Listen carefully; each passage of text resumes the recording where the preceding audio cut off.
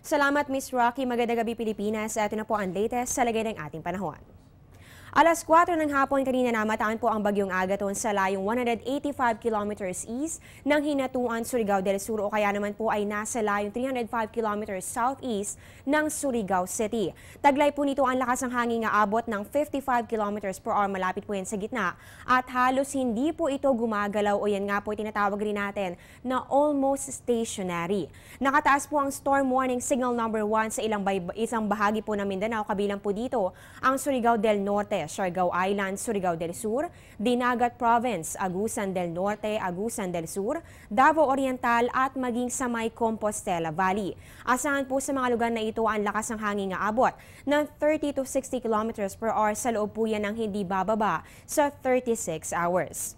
At mga kababayan, kung kaninang umaga po inaasahan natin magla-landfall po ito. Sa ngayon po ayon kay Mr. Alzar Aurelio na weather forecaster na Pag-asa, maliit na po yung chance na tumama pa ito sa lupa dahil nagbago nga po yung direksyon nito. Kung kanina po kasi kaya po natin nakita na posible po itong mag-landfall ay dahil nga po pa-west yung galaw niya, pero dahil nga po nagkaroon ng pagbabago at naging pa-southeast na po ito, so paiwas na po yan dito sa ating landmass.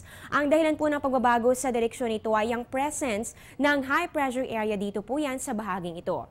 Sa magiging lagi naman ng ating panahon ngayong gabi at bukas po ng umaga, asahan po dyan sa may Caraga Region, Davao Oriental at sa may Compostela Valley ang maulap na kalangitan na magkakaroon po kayo ng maulang panahon at syempre meron na rin po yung kasama na pagbugso ng hangin dahil nga po dito kay Bagyong Agaton. Dito naman po sa natitirang bahagi po ng Visayas, magkakaroon po kayo ng maulap na kalangitan na may katamtaman hanggang sa paminsan-minsan po ay malakas sa pag-ulan at pagkidlat, pagkulog na maaaring magdulot ng pagbaha o pagguho ng lupa. Kaya para po sa ating mga kababayan dito sa Visayas, doble ingat po kayo, ganoon din po sa ating mga kababayan dito po yan sa may Mindanao area.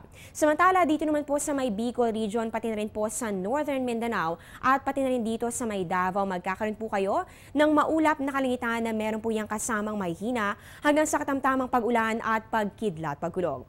Dito naman po sa may Palawan at para naman sa natitirang bahagi rin po ng Mindanao, asahan po ang bahagya hanggang sa maulap na kalangitan na meron po yung mga isolated rain showers and thunderstorms. At para naman dito sa atin sa Metro Manila at sa natitirang bahagi pa po ng Luzon, magkakaroon po tayo ng maulap na kalangitan pero may hinang pag-ulan lamang naman ang inaasahan.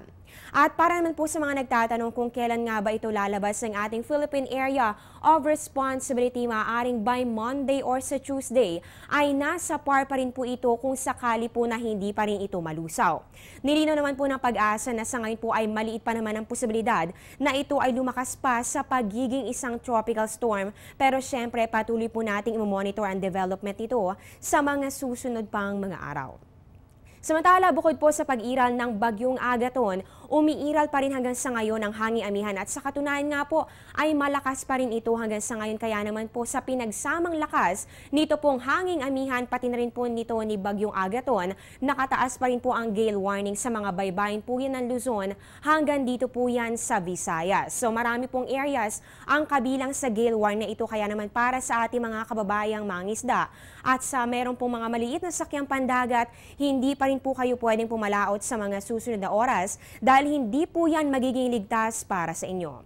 At maliban nga po sa matataas na alon, epekto rin po ng paglakas ng hanging amihan ang pagbaba ng ating temperatura. Mamaya alamin po natin ang lowest temperature sa bansa sa buong maghapong ito ng Sabado. Magbabalik po kami matapos ang isang paalala. Teng, ang package. Ma'am, sabi ng Air 21 on the road na. Ano, Teng? Ang package. Ma'am, sabi ng Air 21 na receive na. Okay, very good.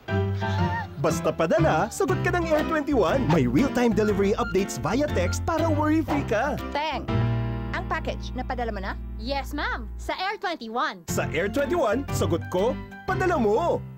Kung maaga po kayo nagigising at maagang lumalabas sa bahay, I'm sure ramdam na ramdam nyo na ang lamig ng ating panahon.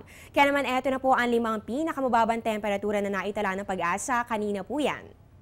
Kabilang po dito ang Baguio City, umabot lamang po ng 10.2 degrees Celsius. Sa Basco, Batanes naman, umabot po yan ng 16 degrees Celsius. At alam nyo ba dito po Science Garden, Quezon City, umabot lamang ng 17.5 degrees Celsius. Yan po ay kaninang alas 2 ng madaling araw. So, para po doon sa mga nakaramdam nyo kanina, yan po ay 2 a.m. kanina. Napakalamig po ng ating panahon dito yan sa Metro Manila. Samantala, dito naman sa may Tuguegarao City, umabot po yan ng 18 degrees Celsius. At dyan naman po sa may Vigan, Ilocos, meron po kayong 19 degrees Celsius. So ayan po mga kababayan, patuloy po nating babantayan ang kilos ng bagyong Agaton at syempre ang pagbaba rin po ng ating temperatura. At syempre po kayo po ay patuloy na mag-antabay sa mga updates. At yan po muna ang latest mula dito sa Pag-asa. Mamaya po abangan nyo ang susunod naming update. 8 p.m. po yan dito pa rin sa Telebisyon ng Bayan.